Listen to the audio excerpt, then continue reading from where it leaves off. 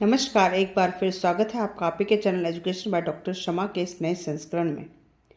हमने पिछली क्लासों में जुडिशरी डेवलपमेंट की बात की है और विभिन्न एक्ट्स के अंतर्गत क्या क्या प्रोविजंस हुए हैं वो देखा है। आज हम उसी कड़ी को कंटिन्यू करते हुए चार्टर ऑफ 1753 को पढ़ेंगे। अब चार्टर 1753 से पहले ईस्ट इंडिया कंपनी चार्टर 1726 को ला चुकी थी। अब ये क्या रीजंस थे जिसके कारण 1726 के चार्टर के होते हुए भी चार्टर ऑफ 1753 को लाना पड़ा, तो इसी की चर्चा आज हम करेंगे कि वे रीजंस देखेंगे कि चार्टर ऑफ 1753 को क्यों लाया गया, उसका बैकग्राउंड देखते हैं। चार्टर ऑफ 1726 में अनेक ऐसे डिफेक्ट्स थे जिन्हें रिमूव करने के लिए चार्टर ऑफ 1753 को लाया गया। इस अधिनियम को लाने का एक और महत्वपूर्ण कारण यह था कि 1746 में फ्रेंच कंपनी ने मद्रास पर कंट्रोल कर लिया और मद्रास कॉरपोरेशन जो कि 1726 द्वारा स्टैब्लिश की गई थी वो बंद कर दी गई। लेकिन 1749 में ब्रिटिश के पास मद्रास का कंट्रोल वापस आ गया और वापस मद्रास कॉरपोरेशन के गठन की आवश्यकता महसूस की गई। इसीलिए इंग्लैंड के जॉर्ज सेकंड ने एक नया चार्टर इशू किया। यह चार्टर था 1753 का चार्टर जो 8 जनवरी 1756 को जारी किया गया। अब कंपनी के ऑफिसर्स ने इसका लाभ उठाया और 1726 में जो भी लैकुनाज रह गए थे चार्टर के, उस सभी को इसमें रिमूव किया गया। अब देखते हैं हम इसके प्रोविजंस। 1753 के चार्टर के प्रमुख प्रावधान प्रोविजन की अगर बात करें तो सबसे पहले देखते हैं कि इस चार्टर को तीनों प्रेसिडेंसी टाउन्स मद्रास, बॉम्बे, कलकत्ता में लागू किया गया। दूसरा महत्वपूर्ण इसमें प्रावधान था कि इस चार्टर में मेयर व एल्डरमैन की नियुक्ति अपॉइंटमेंट के मेथड को चेंज कर दिया गया। अपॉइंटमेंट सिस्टम पूरी तरह ही बदल दिया गया और सारा ही अपॉइंटमेंट का पावर मेयर और एल्डरमैन को रिमूव करने का जो पावर वो सारा गवर्नर एंड काउंसिल के पास आ गया। अब मेयर कोर्ट के मेयर और एल्डरमैन की जो अपॉइंटमेंट था वह गवर्नर एंड काउंसिल द्वारा होना था। मेयर का चुनाव भी गवर्नर एंड काउंसिल द्वारा ही किया जाना था और यदि किसी कारण से उन्हें पद से हटाना पड़े तो वो भी सारा पावर जो है गवर्नर एंड काउंसिल के पास था। इस प्रकार मेयर और एल्डरमैन एक तरह से गवर्नर एंड काउंसिल के पपेट बनकर रह गए, कठपुतली बनकर रह गए। उनके आदेश के अनुसार ही वे सारा कार्य करते थे। अगर हम यूं कहें कि सारा एग्जीक्यूटिव जो है वो जुडिशरी पावर को ले चुका था तो ये गलत नहीं होगा। सारी जो है न्यायपालिका की पावर जो है कार्यपालिका के पास आ चुकी थी। इस एक्ट में और ये प्रोविजन किया गया कि यदि कोई भी पार्टी, दोनों इंडियंस हैं, तो उन्हें सुनने का जो वो अधिकार है वो मेयर कोर्ट को होगा। मेयर कोर्ट को गवर्नर और सरकार के विरुद्ध जो भी केसेस हैं वे भी सुन पाने का अधिकार रहेगा। इस चार्टर में एक छोटा सा नया कोर्ट भी स्टैब्लिश किया गया जिस कोर्ट का नाम था कोर्ट ऑफ रिक्वेस्ट। ये 5 पैगोडा से कम के मामले को सुनने का अधिकार रखते थे। ये कोर्ट्स तीनों ही प्रेसिडेंसी मद्रास, बॉम्बे, कलकत्ता में स्टैब्लिश किए गए।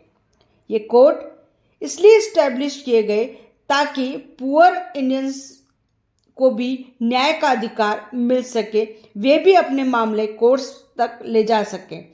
ये कोर्ट हफ्ते में एक बार बैठता था। ये इंग्लिश और भारतीय दोनों के मामले सुनने का अधिकार रखता था। इस प्रकार चार्टर ऑफ 1753 के अंतर्गत 3 प्रकार के कोर्ट को एस्टैब्लिश किया गया।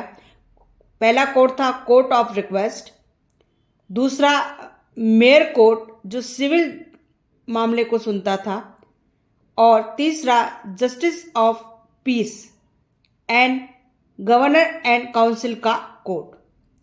अब इन कोर्ट के जो ऑर्डर्स होते थे उसकी अपील जो है वह गवर्नर और काउंसिल के पास होती थी, और गवर्नर और काउंसिल के निर्णयों की appeal privy council of England में होती थी। ये कोर्ट इंग्लैंड में स्टैब्लिश था।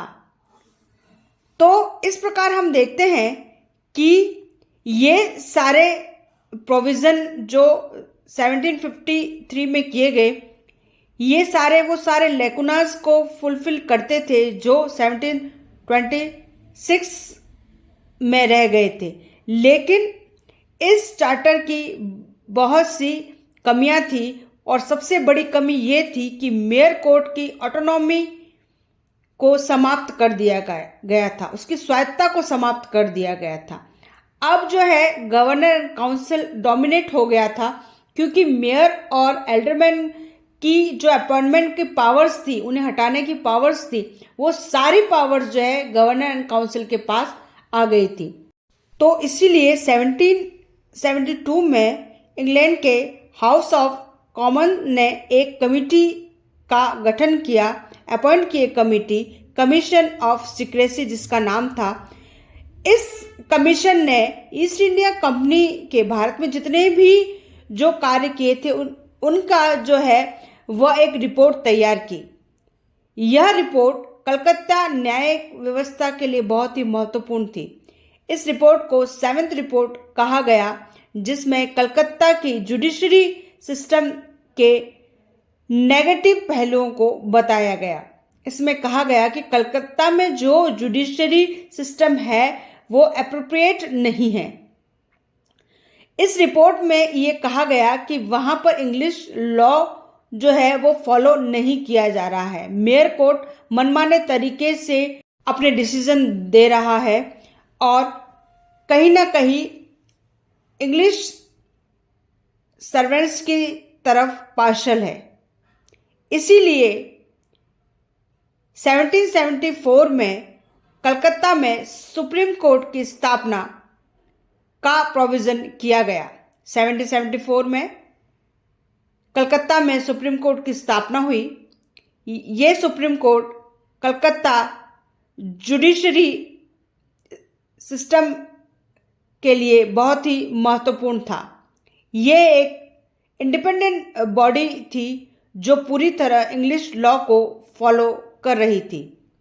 यहाँ पर अपॉइंटेड जितने भी जजेस थे, जितने भी लॉयर थे, वो प्रोफेशनल थे और पूरी तरह उन्हें इंग्लिश लॉ का नॉलेज था। इस प्रकार हमने देखा कि कैसे चार्टर ऑफ 1753 को लागू किया गया और कैसे यहाँ पर भारत में जुडिशरी सिस्टम को एप्रोप्रिएट करने के लिए इस एक्ट की भूमिका रही और कैसे कलकत्ता में सुप्रीम कोर्ट की स्थापना हुई और जुडिशरी सिस्टम एक नई सिरे से शुरू हुआ। आपको आज का यह सेशन कैसे लगा कमेंट्स करके अवश्य बताइएगा। आपको अच्छा लगे तो इसे लाइक करें और अपने मित्रों के साथ शेयर करें ताकि वो भी इसका लाभ उठाएं। हमने बहुत ही इजी लैंग्वेज में इस एक्ट को और इसके प्रोविज़न को समझाने का प्रयास किया है। आशा है आपको समझ में आएगा और आप इसे बहुत अच्छी तरह से समझ सकेंगे। आप इसके शॉर्ट नोट्स बना लें ताकि एग्ज़ाम्स में ये आपको हेल्पफुल रहे।